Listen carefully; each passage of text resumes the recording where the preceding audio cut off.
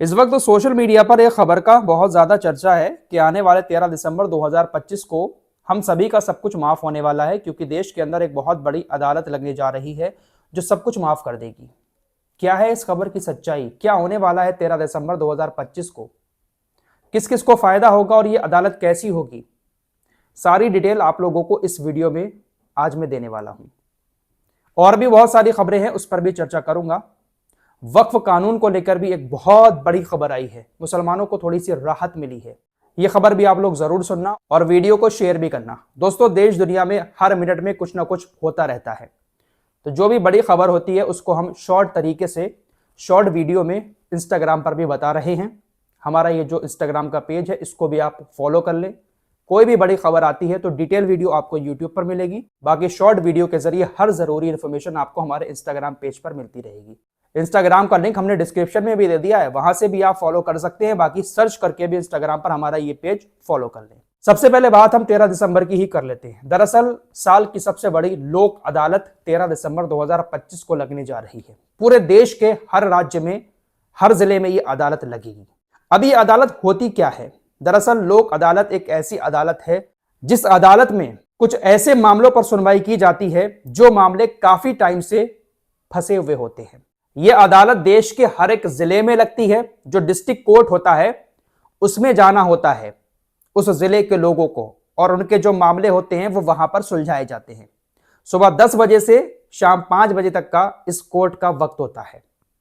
दरअसल इस लोक अदालत में आपकी गाड़ी पर कोई भी चालान है, चाहे आपका 2 व्हीलर हो, चाहे 4 व्हीलर हो, या कोई बड़ा ट्रक हो, कोई भी चालान चाहे 1000 रुपए का हो, चाहे वो 1 लाख रुपए का, उसको लेकर अदालत में सेटलमेंट किया जाता है। सब कुछ माफ नहीं होता है कि अगर 1 लाख का चालान है तो पूरा का पूरा माफ हो जाए। हां, किसी केस में माफ हो भी जाता है, किसी केस में सेटलमेंट होता है। आसान भाषा में कहूं तो पूरे देश में जब ये लोक अदालत लगाई जाती है तो इसीलिए लगाई जाती है कि जो पैसे आप नहीं दे पा रहे हैं किसी भी चीज के, चालान की या किसी और चीज के, उसका सेटलमेंट कराया जाए। तो ये आपके केस के ऊपर डिपेंड करता है, आप जो वकील हायर करेंगे उसके ऊपर डिपेंड करता है कि आपका वो किस तरीके से सेटलमेंट करा रहा है। अगर आपका 10,000 का चालान है तो हो सकता है सारा का सारा माफ हो जाए। अगर आपके ऊपर 50,000 का चालान है तो हो सकता है कि कोई बीच का रास्ता निकालकर आपके पैसे कम करा दिए जाए। ये सारा मामला वकील के ऊपर होता है और अदालत के ऊपर होता है। ऐसा नहीं है कि सब कुछ माफ हो जाएगा। इसी तरीके से अगर आप बिजली चोरी करते हुए पकड़े गए, आपके ऊपर मुकदमा हो गया है और बिल भी बहुत ज्यादा बकाया है, अब जब मुकदमा हो जाता है तो मामला कोर्ट में पहुंच जाता है, तो ऐसे मामलों को भी वहां पर सुलझाया जाता है, वहां पर सेटलमेंट कराया जाता है। हो सकता है आपका सारा बिजली का बिल माफ कर दिया जाए, आपको बरी कर दिया जाए, और हो सकता है कि आपको सेटलमेंट के जरिए कुछ अमाउंट देना पड़े। ऐसे ही मामला आता है बैंक का। बहुत सारे लोग ऐसे होते हैं जो बैंक से लोन लेने के बाद लोन चुका नहीं पाते हैं। कुछ लोगों के सामने ऐसी परेशानियां आ जाती है कि बैंक चाहे कितनी भी कोशिश कर ले लेकिन वो लोग लोन नहीं दे पाते हैं। तो जब ये लोक अदालत लगती है तो बैंक ऐसे लोगों से फिर सेटलमेंट करती है। बैंक ने किसी शख्स को लोन दिया होता है और वो बहुत टाइम से लोन वापस नहीं कर रहा है, तो बैंक लोक अदालत लगने के बाद उस बंदे को एक नोटिस भेजती है। नोटिस में ज्यादा कुछ नहीं होता है, नोटिस में बस यही होता है कि आप लोक अदालत में आए और हम वहां पर सेटलमेंट करेंगे। तो बैंक एक नोटिस भेजेगा, उस नोटिस को लेकर और अपने सारे कागजात लेकर ऐसे लोग लोक अदालत में जा सकते हैं। हो सकता है कि सारा का सारा लोन वहां पर माफ कर दिया जाए, या हो सकता है कोई बीच का रास्ता निकालकर बैंक के बीच और लोन लेने वाले के बीच सेटलमेंट करा दिया जाए। तो इस तरीके से बैंक से जुड़े मामलों पर इस लोक अदालत में सुनवाई होती है। यहां रास्ते निकाले जाते हैं, केस फौरन सॉल्व किया जाता है, चाहे सेटलमेंट हो या फिर सब कुछ माफ हो। इसी तरीके से जमीन का कोई विवाद है छोटा मोटा, उसको भी इस लोक अदालत में उसी दिन सुलझा दिया जाता है। तारीख नहीं लगती है आगे की, कुछ नहीं होता है, लोक अदालत में मामला पहुंचा तो उसी दिन उसका जजमेंट आता है। लेकिन दोस्तों, ये जो बातें चल रही है कि सब कुछ माफ हो जाएगा, आपका 1 लाख का चालान है वो भी माफ हो जाएगा, कोई पैसा खर्च नहीं होगा, ऐसा बिल्कुल नहीं है।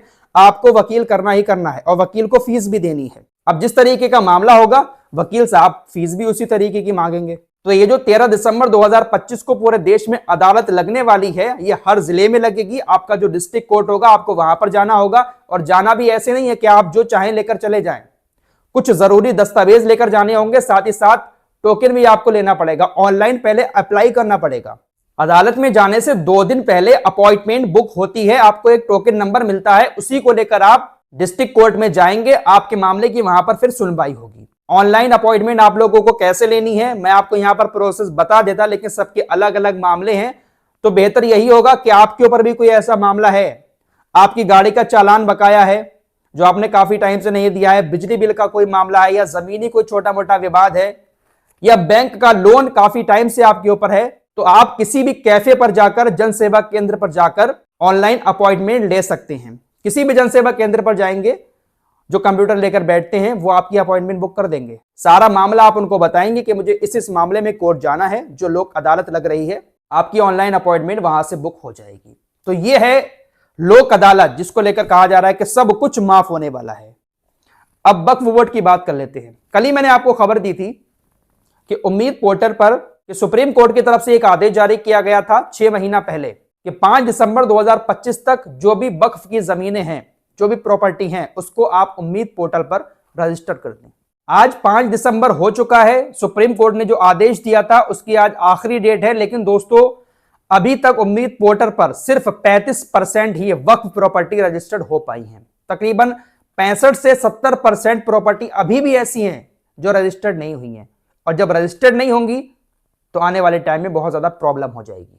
पिछले काफी दिनों से ऐसी खबरें आ रही थी कि वक्फ प्रॉपर्टी को जब रजिस्टर्ड करने के लिए वेबसाइट खोली जा रही है, उम्मीद पोर्टल खोला जा रहा है, तो वो काम नहीं कर रहा है, जिसकी वजह से तकरीबन 70% प्रॉपर्टी अभी रजिस्टर्ड नहीं हो पाई है। सोशल मीडिया पर एक कैंपेन चला, बहुत सारे लोगों ने नेताओं से अपील की कि आप जाएं, सरकार से बात करें, और ये जो डेट है 5 तारीख, इसको आगे बढ़ाने के लिए सरकार से कहें।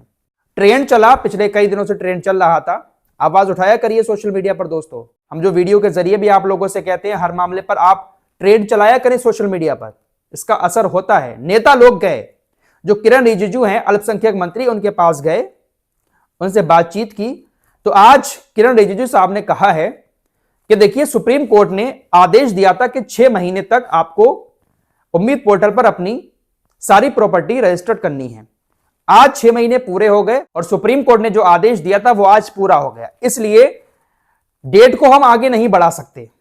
हम ये नहीं कह सकते कि 3 महीने या 6 महीने हम डेट आगे बढ़ा रहे हैं, आप आराम से रजिस्टर्ड करें। हालांकि केंद्रीय अल्पसंख्यक मंत्री किरण रिजिजू ने यह जरूर कहा कि आने वाले 3 महीनों के अंदर अंदर जिन लोगों ने कोशिश की थी, आप अपनी वक्फ प्रॉपर्टी को उम्मीद पोर्टल पर रजिस्टर्ड कर सकते हैं, इसके लिए हम आपके ऊपर कोई कार्रवाई नहीं करेंगे, आपसे किसी तरह का कोई जुर्माना नहीं लेंगे। केंद्रीय मंत्री किरण रिजिजू ने कहा कि हम डेट को आगे नहीं बढ़ाएंगे, क्योंकि सुप्रीम कोर्ट ने कह दिया था कि बस ये 6 महीने हैं।